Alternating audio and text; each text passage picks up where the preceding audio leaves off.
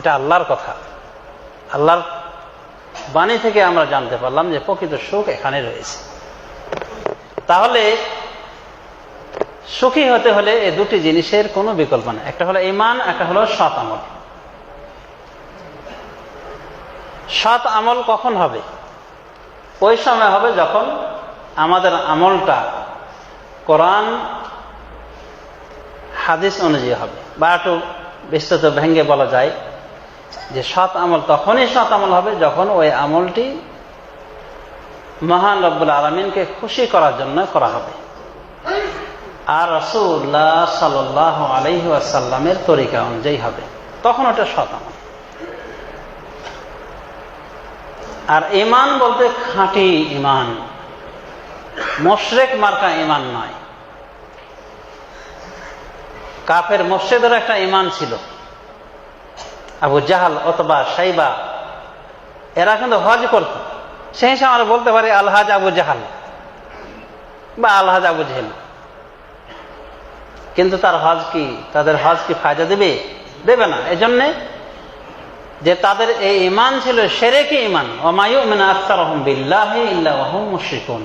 তাদের অধিকাংশ ঈমান আনে আল্লাহর উপরে শিরক বিজড়িত অবস্থায়।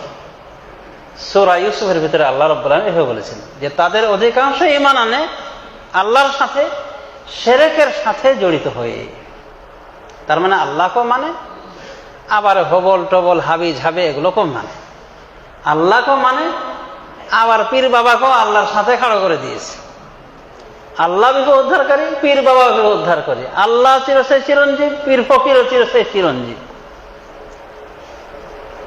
আল্লাহ গায়বের চাবিকাঠির মালিক, অমুক পীর সাহেবের কাছে এই ক্ষমতা আছে। এগুলো হলো শিরকে ঈমান। এই শিরকে ঈমান দিয়ে কোনো ফায়দা হবে না। আর সৎ আমল যদি আমরা লক্ষ্য করে দেখি, তো আমাদের সৎ আমলগুলি সেরকমই সৎ আমল। পীর সাহেবের শেখানো আমল, পীর সাহেব জিকির শিখিয়েছেন, এইভাবে জিকির দিতে হবে, ওইভাবে জিকির দিতে হবে, ফালাফালের জিকির। ওই জিকির করে যে আমি কত মুখস্থ করার চেষ্টা করলাম, ওইভাবে বলে হ্যাঁ করে কিভাবে যে বলে, আল্লাহ আমি শিখতে পারলাম না এখন। এই যে মনে করেন জিকির, আর ওর সাথে জড়িয়ে গেছে নানান রকম ফিকির, এগুলি সৎ আমল নয়। এগুলি সৎ আমল নয়, বরং এগুলো হলো বিদআতি আমল। আর বিদআতি আমল করে জান্নাতে যাওয়া মুশকিল রয়েছে। আল্লাহ রাব্বুল আলামিন স্পষ্ট বলে দিয়েছেন, ওয়াকাদিমনা ইলা মা আমিলু মিন আমাল ফাজআলনাহু হাবাআন মানসুরা। আমি তাদের কৃত আমলের দিকে অগ্রসর হব কালকে আমাদের মাঠে, এবং তাদের আমলগুলিকে বিক্ষিপ্ত ধূলিকণায় পরিণত করে দেব। সূরা ফুরকানের 23 নম্বর আয়াতে আল্লাহ এভাবে স্পষ্ট করে বলেছেন, ওদের আমলের দিকে আল্লাহ আসবেন এবং ওদের আমলকে বিক্ষিপ্ত ধূলিকণায় পরিণত করে দিবেন। আমিলাতুন নাসিবাহ, অনেক হাড় ভাঙা কঠোর পরিশ্রমকারী, তাসলা নারান হামিয়া, প্রজ্বলিত অগ্নিতে, প্রখর অগ্নিতে, উত্তপ্ত অগ্নিতে তারা প্রবেশ করবে।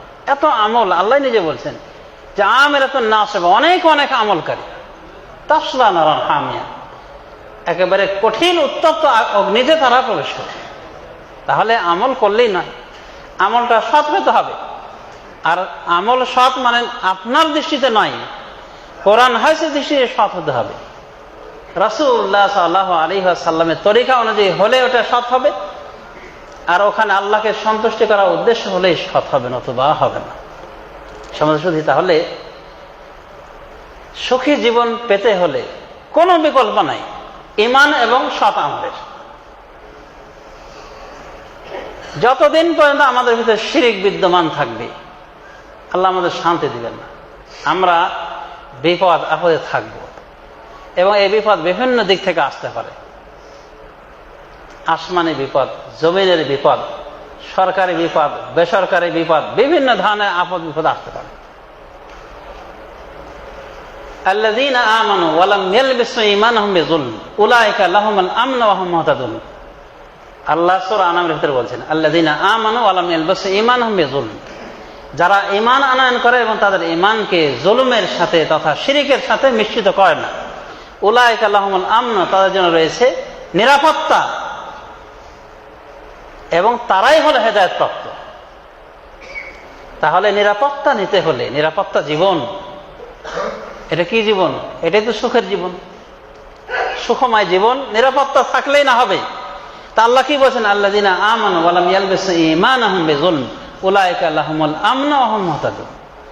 যারা ঈমান আনে এবং তাদের ঈমানকে শিরকের সাথে মিশ্রণ ঘটায় না, ওদের জন্যই রয়েছে নিরাপত্তা। ওয়া হুম মুহতাদুন, এবং তারাই হলো প্রকৃত অর্থে হেদায়েতপ্রাপ্ত। সুতরাং নিরাপত্তা পেতে হলে, হেদায়েত পেতে হলে ঈমান হতে হবে খাঁটি, নতুবা আমরা সুখে থাকতে পাবো না।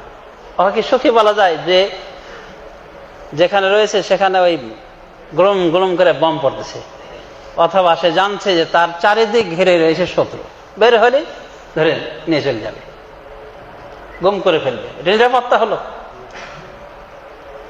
বরং অনিরাপত্তা, অসুখী জীবন। তো সুখময় জীবন পেতে হলে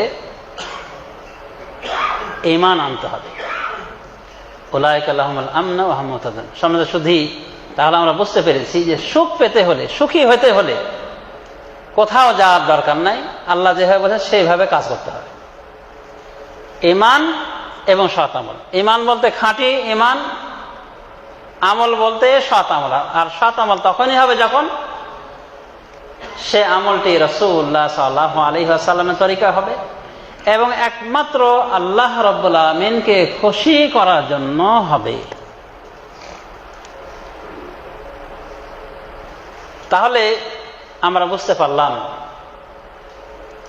যে হায়াতে তাইয়্যিবা, পবিত্র জীবন, এটা লাভ করতে হলে আমাদের ঈমান এবং সৎ আমল থাকতে হবে। তাহলে আল্লাহ রাব্বুল আলামিন আমাদেরকে পবিত্র জীবন দান করবেন। এখানে একটি বিষয় বোঝার রয়েছে যে আল্লাহ বলেছেন পবিত্র জীবন, পাক জীবন, শান্তির জীবন, সুখের জীবন। পবিত্র জীবনের ব্যাখ্যা আমরা করতে পারি।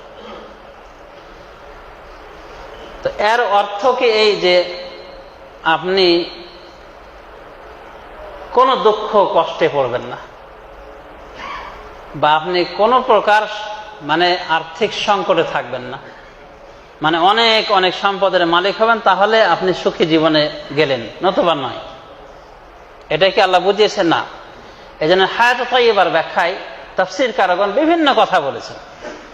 হায়াতে তাইয়্যিবার ব্যাখ্যায় কেউ কেউ বলেছেন আল কানাআহ, অল্পে পরিতুষ্টি।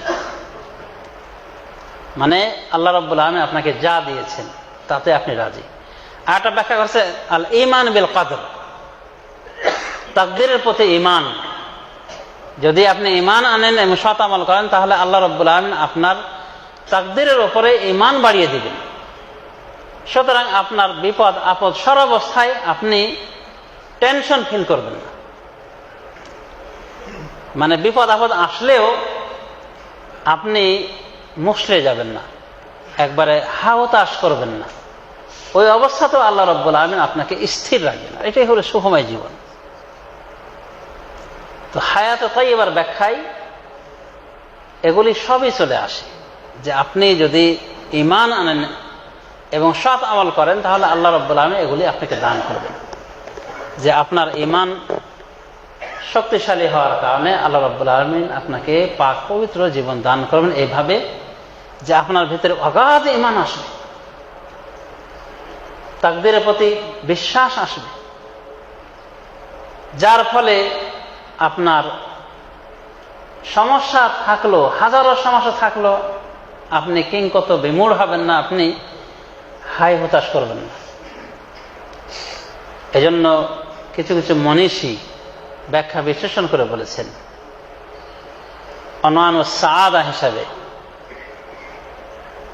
সৌভাগ্য, সুখী হওয়ার ঠিকানা হিসেবে বলেছেন যে তিনটি বৈশিষ্ট্য হলো অনওয়ানু সাআদা, সুখের ঠিকানা।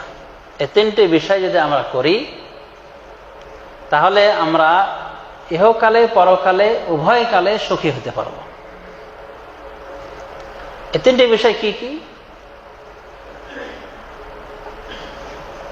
শুকর, আল্লাহর নেয়ামতের শুকরিয়া করা। আল্লাহ রাব্বুল আলামিন আমাদেরকে যে নেয়ামত দান করেন, এই নেয়ামতের আমরা কৃতজ্ঞতা প্রকাশ যদি করি, তাহলে আমরা সুখময় জীবন লাভ করব। এটা কিভাবে বুঝলাম? মহান রব্বুল আলামিন কোরআন কারীমের ভিতরে বলেন, লাইন শাকারতুম লাযীদান্নাকুম, যদি তোমরা আমার নেয়ামতের শুকরিয়া করো তাহলে আমি আমার নেয়ামতকে আরো বাড়িয়ে দেব। ওয়ালা ইন কাফারতুম ইন্না আযাবি লাশাদীদ, আর যদি কুফরি করো, আমার নেয়ামতের অকৃতজ্ঞতা প্রদর্শন করো, ইন্না আযাবি লাশাদীদ, তাহলে আমার আযাব বড়ই কঠোর, বড়ই কঠিন।